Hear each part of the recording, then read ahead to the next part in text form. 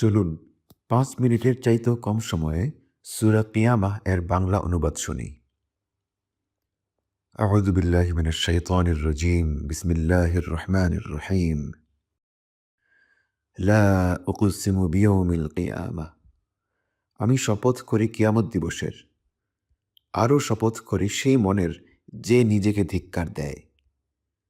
মানুষ কি মনে করে যে আমি তার অস্থিসমূহ একত্রিত করব না? পরন্তু আমি তার অঙ্গুলিগুলো পর্যন্ত সঠিকভাবে সন্নিবেশিত করতে সক্ষম। বরং মানুষ তার ভবিষ্যৎ জীবনেও ধৃষ্টতা করতে চায়। সে প্রশ্ন করে, কিয়ামত দিবস কবে? যখন দৃষ্টি চমকে যাবে, চন্দ্র জ্যোতিহীন হয়ে যাবে এবং সূর্য ও চন্দ্রকে একত্রিত করা হবে।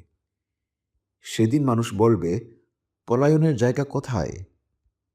না, কোথাও আশ্রয়স্থল নেই। আপনার পালনকর্তার কাছেই সেদিন ঠাঁই হবে। সেদিন মানুষকে অবহিত করা হবে সে যা সামনে প্রেরণ করেছে ও পশ্চাতে ছেড়ে দিয়েছে।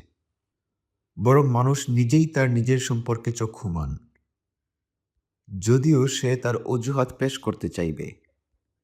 তাড়াতাড়ি শিখে নেওয়ার জন্যে আপনি দ্রুত ওহী আবৃত্তি করবেন না। এর সংরক্ষণ ও পাঠ আমারই দায়িত্ব। অতঃপর আমি যখন তা পাঠ করি, তখন আপনি সেই পাঠের অনুসরণ করুন। এরপর বিশদ বর্ণনা আমারই দায়িত্ব। কখনো না, বরং তোমরা পার্থিব জীবনকে ভালোবাসো এবং পরকালকে উপেক্ষা করো।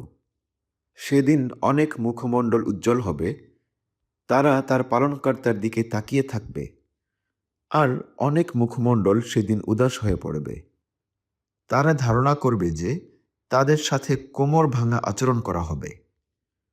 কখনো না, যখন প্রাণ কণ্ঠাগত হবে এবং বলা হবে, কে ঝাড়বে? এবং সে মনে করবে যে বিদায়ের ক্ষণ এসে গেছে এবং গোছা গোছার সাথে জড়িত হয়ে যাবে। সেদিন আপনার পালনকর্তার নিকট সব কিছু নিতে হবে।